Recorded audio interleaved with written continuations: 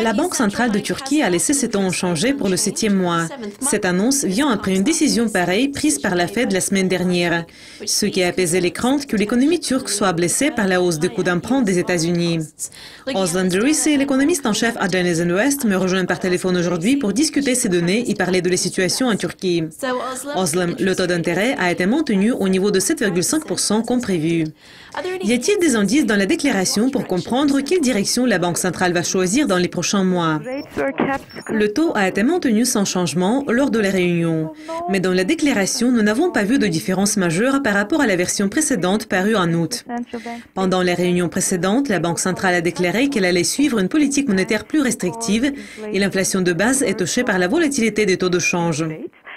La même déclaration a été maintenue, alors dans la mise en œuvre de la politique, nous ne verrons aucun changement majeur à l'avenir.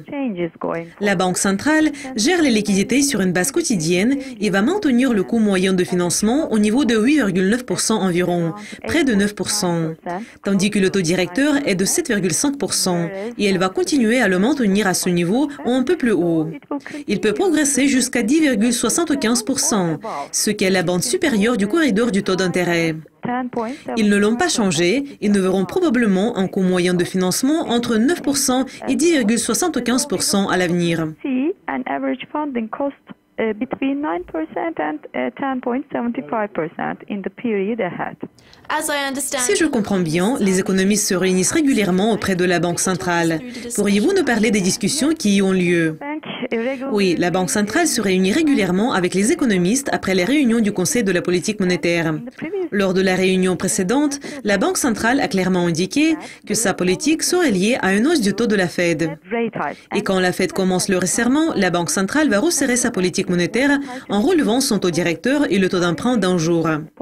Donc, nous devrions nous attendre à une hausse du taux de la Banque centrale si la Fed avait commencé son resserrement.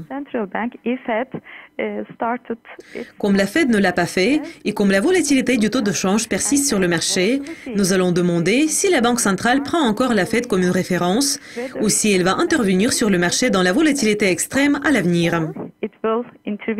Si la Fed commence le resserrement en décembre, cela signifie que la Banque centrale ne va pas jouer avec les taux directeurs jusqu'à sa prochaine réunion du Conseil de politique monétaire qui aura lieu le 22 décembre. Until its next Monetary Policy Council meeting, which will be held in December 22. Lors de notre interview précédente, nous avons parlé de la façon dont les marchés étaient touchés par l'incertitude politique.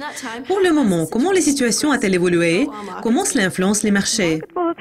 La volatilité du marché persiste. L'incertitude politique prévaut dans le marché. Les sondages sur les élections ne montrent pas une image différente de celle des élections de juin. Après les élections de juin, nous avions besoin d'un gouvernement de coalition qui ne pouvait pas être formé. Donc, de nouvelles élections ont été annoncées. Mais aujourd'hui, comme nous voyons que cette image ne diffère pas de celle des élections de juin, l'incertitude politique continue de peser sur les marchés. En plus de cela, évidemment, nous nous approchons d'une hausse du taux de la Fed. Donc, nous avons également des pressions de la part des marchés mondiaux. Et ces deux facteurs ensemble mettent beaucoup de pression sur la lire. Et nous voyons que le niveau du dollar-lire est au-dessus de 3. Et quand il recule au-dessous de ce niveau, on voit certains achats sur le marché et cela envoie le dollar-lire au-dessus de 3 de nouveau.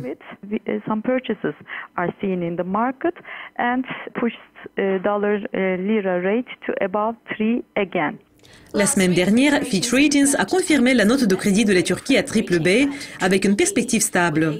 Fitch a également identifié la Turquie parmi les marchés émergents comme la plus exposée à une hausse du taux de la Réserve fédérale. Y a-t-il des craintes que cette perspective stable est à risque? Oui, c'est vrai. Il y a des préoccupations au sujet de la révision des perspectives sur le marché.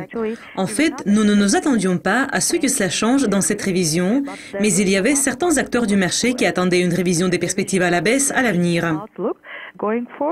Il n'y a pas de nouvelle révision de Fitch jusqu'à la fin de l'année.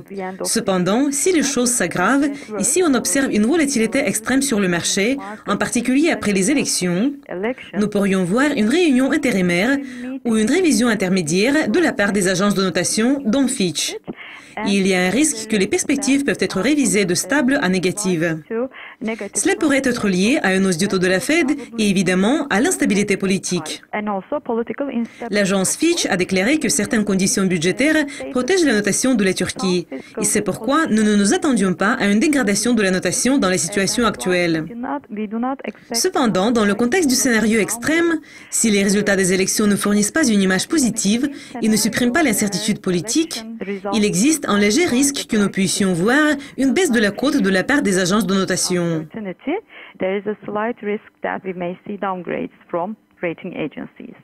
C'était Özlem Derisi de Deniz Invest et les dernières nouvelles du marché de la Turquie. Et pour apprendre plus de nouvelles et d'analyses, restez à l'écoute de Yukascopy TV. Au revoir.